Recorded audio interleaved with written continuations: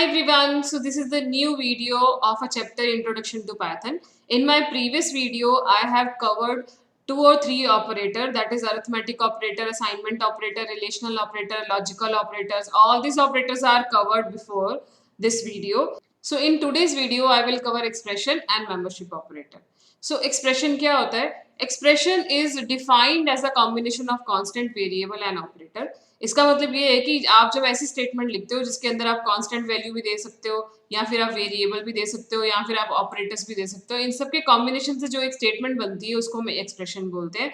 या फिर जो फॉर्मूला होता है, आपने जब भी कोई ऐसा प्रोग्राम बनाना जिसके अंदर आपको एक फॉर्मूला की जरूरत पड़ रही है, तो उस फॉर्मूला को आप कंप्यूटर में या कंप्यूटर की लैंग्वेज में क्या बोलेंगे, that is known as expression. तो कुछ एग्जाम्पल मैंने एक्सप्रेशन की लिखी है, जैसे लिखा है नम माइनस 20.4, तो ये एक एक्सप्रेशन है। फिर 23/3 -5 × 7 ब्रैकेट में 14.2, तो ये ऑलरेडी एक एक्सप्रेशन है। अगर यहाँ पे हम देखें, 2 स्ट्रिंग वैल्यू को कंबाइन कर दिया है, कनकैट कर दिया है, प्लस का साइन लगा के, ये भी एक एक्सप्रेशन है।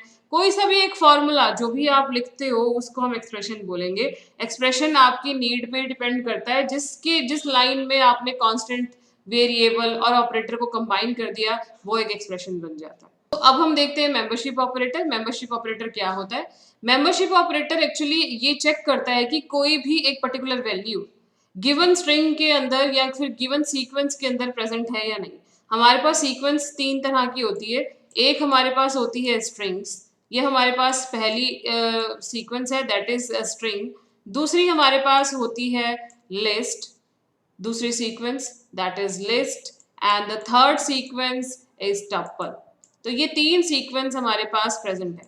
अब आप इन तीनों सीक्वेंस में से लिखने के बाद, उसको इनिशियलाइज करने के बाद आप चेक करना चाहते हो कि कोई पर्टिकुलर वैल्यू इन सीक्वेंस में प्रेजेंट है या नहीं है, तो उसके लिए आप 2 ऑपरेटर यूज करोगे।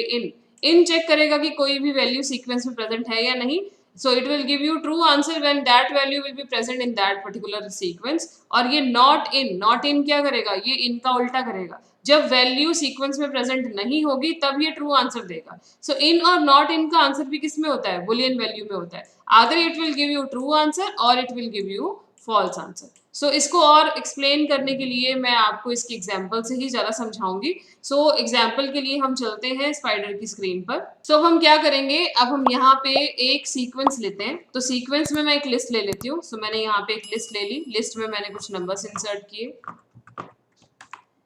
सो ये मेरे पास एक लिस्ट है। लिस्ट को हमेशा स्क्वायर ब्रैकेट के अंदर लिखते हैं। सीक्वेंस का मतलब होता है कि जब हम बहुत सारी वैल्यू एक ही वेरिएबल के अंदर स्टोर कराते हैं, that is known as sequence. अब हम चेक करेंगे कि कोई एक पर्टिकुलर नंबर इस सीक्वेंस में प्रेजेंट है या नहीं। तो मैं यहाँ पे चेक करूंगी 7 इन एल, क्या 7 L के अंदर प्रेजेंट है? तो मेरे हिसाब से तो 7 प्रेजेंट नहीं है, तो आंसर फॉल्स आना चाहिए। इसको सेव करते हैं एंड देन एग्जीक्यूट करते हैं। आप देख पा रहे हो कि आंसर इसका फॉल्स आया है। ठीक है, सो हम चेक करेंगे कि 8 जो है that is present in the list और नॉट। तो मैं यहाँ पे चेक कर रही हूँ 8 इन L। सो 8 को अगर हम L के अंदर चेक करेंगे तो आपके अकॉर्डिंगली आप अगर चेक करोगे तो देख रहे हो, अगर आपको दिख भी रहा है तो 8 हमारी लिस्ट के अंदर प्रेजेंट है। सो हमारा आंसर ट्रू आना चाहिए। हम इसको एग्जीक्यूट करेंगे। फर्स्ट वाली स्टेटमेंट का आंसर हमारा क्या है? फॉल्स, क्योंकि 7 प्रेजेंट नहीं है। 8 जो है वो प्रेजेंट है, इसीलिए हमारा आंसर आया है ट्रू। ठीक है, तो ये था हमारा इन ऑपरेटर। अगर हम नॉट इन को चेक करेंगे, नॉट इन किस तरह से वर्क करेगा, तो हम यहाँ पे चेक कर सकते हैं कि प्रिंट, अगर मुझे चेक करना है कि 11 नॉट इन एल, इसका मतलब ये है कि 11 जो है वो एल में प्रेजेंट नहीं है। यस, 11 जो है वो एल में प्रेजेंट नहीं है, तो इसीलिए हमारा आंसर क्या आना चाहिए? ट्रू। तो जब जो चीज हम जिस तरह से चेक करेंगे, ऑपरेटर का आंसर उसी तरह से ही आता है। तो इसको सेव करेंगे एंड देन इसको एग्जीक्यूट करेंगे। देखिए आंसर क्या आया है? ट्रू, क्योंकि 11 तो प्रेजेंट है ही नहीं एल के अंदर। अगर मैं यहाँ पे एक और प्रिंट लगाऊं और प्रिंट में हम देखें कि यहाँ पे वो नंबर लिखेंगे जो प्रेजेंट होगा, तो हम लिख रहे हैं 4 नॉट इन एल, कि 4 जो है वो एल के अंदर प्रेजेंट नहीं है, बट 4 तो प्रेजेंट है। तो इसीलिए यहाँ पे हम क्या देखेंगे कि यहाँ पे 4 प्रेजेंट है। ये जो नॉट इन ऑपरेटर है, अब ये फॉल्स हो जाएगा, तो ये हमें आंसर देगा फॉल्स। तो अब देखिए किस तरह से आंसर आ रहा है। देखिए फर्स्ट स्टेटमेंट का आंसर ट्रू आया था, तो अभी भी ट्रू ही प्रिंट हुआ है, और सेकेंड वाले का हमारा आंसर आया है फॉल्स, तो फॉल्स प्रिंट हुआ। तो ये थे हमारे नॉट इन और इन ऑपरेटर।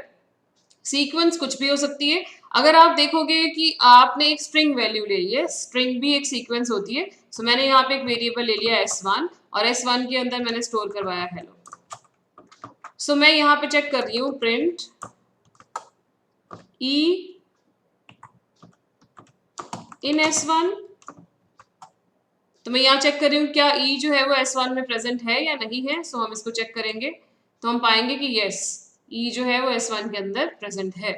और अगर हम इसी तरह से नॉट इन लगाएं तो हम नॉट इन में देखेंगे S नॉट इन S1। अब S मैंने कोट्स में लिख दिया है तो वो एक वैल्यू बन गई, बट S1 कोट्स में नहीं है तो that is the variable. So S जो है वो हेलो में तो प्रेजेंट नहीं है, तो हमारा आंसर क्या आना चाहिए, ट्रू आना चाहिए।